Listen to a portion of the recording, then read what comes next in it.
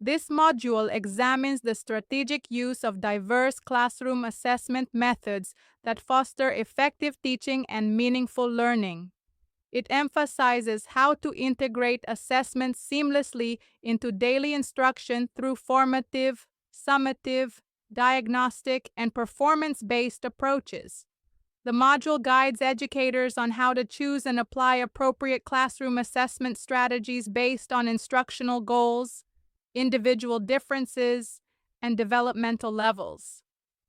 It also provides advanced insight into feedback mechanisms, learner involvement in assessment, and data-informed instruction.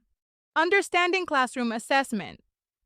Classroom assessment refers to the ongoing process of collecting, interpreting, and using evidence of student learning to improve teaching and support individuals.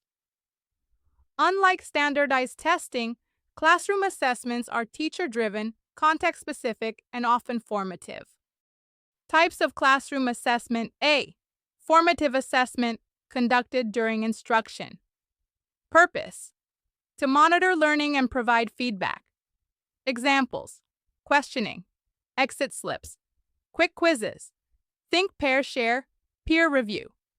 Key features: low stakes. Frequent use to adjust instruction, encourages student involvement. B. Summative assessment, conducted after instruction to evaluate achievement. Examples: end-of-unit tests, final exams, cumulative projects. Key features: high-stakes standardized or teacher-made used for grading and reporting. C. Diagnostic assessment conducted before instruction to identify student readiness, prior knowledge, and learning difficulties. Examples: entry assessments, pretests, learner profiles. Key features: informing instructional planning, not used for grading supports, differentiated instruction. D. Performance-based assessment, individuals demonstrate learning through authentic tasks. Examples: projects, oral presentations, portfolios, simulations. Key features: real-world application complex, multidimensional, assessed with rubrics. Classroom assessment techniques, CATs. These are quick, informal strategies used to gauge your understanding in real time. Examples include 1-minute papers, muddiest point, students write down what confused them the most. Concept maps, 3-2-1 strategies. 3 things learned, 2 questions, 1 thing they enjoyed. Entry-exit tickets. CATs enhance your reflection, teacher responsiveness, and instructional agility. Designing effective classroom assessments. To be effective, classroom assessments should follow key principles. Alignment with learning outcomes. Validity measures what it's intended to measure. Reliability yields consistent results. Fairness, free of bias and accessible to all learners. Clarity, clearly worded tasks and expectations. Variety, incorporate multiple modes: visual, oral, written, practical. Feedback focused, encourages improvement and deeper learning. Feedback as a strategic tool.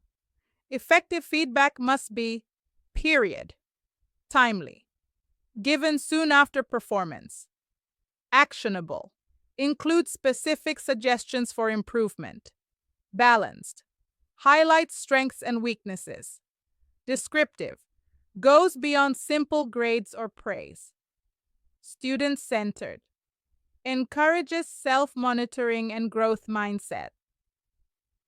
Examples: dot. Your introduction is clear, but your evidence lacks depth. I see that you applied the theory correctly, but your conclusion could be stronger. Technology-enhanced classroom assessment. Digital tools can streamline classroom assessment through dot. Formative check-ins, Kahoot, quizzes, Mentimeter.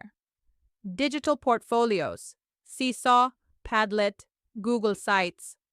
Feedback apps, Edmodo, ClassDojo, Google Classroom. online peer reviews, and adaptive quizzes.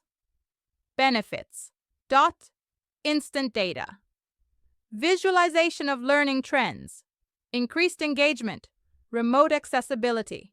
Challenges: device availability, internet reliability, digital literacy. Analyzing and using assessment data.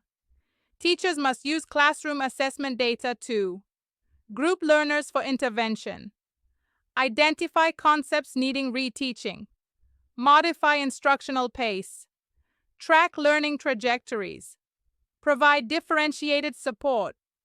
Data tools include period, item analysis, learning analytics dashboards, score patterns and heat maps, rubric-based charts. Best practices in classroom assessment. Use multiple forms of evidence to assess understanding. Ensure students know the criteria for success. Build assessments into lesson design, not as add-ons. Encourage frequent student reflection. Review assessment data collaboratively with colleagues. By the end of this module, you will be able to distinguish between formative, summative, diagnostic, and performance-based assessments. Apply a range of classroom assessment strategies to measure learning outcomes. Use assessment data to inform instructional decisions and learner support. Provide effective, personalized feedback for student growth. Design inclusive, learner-centered assessments for diverse student populations.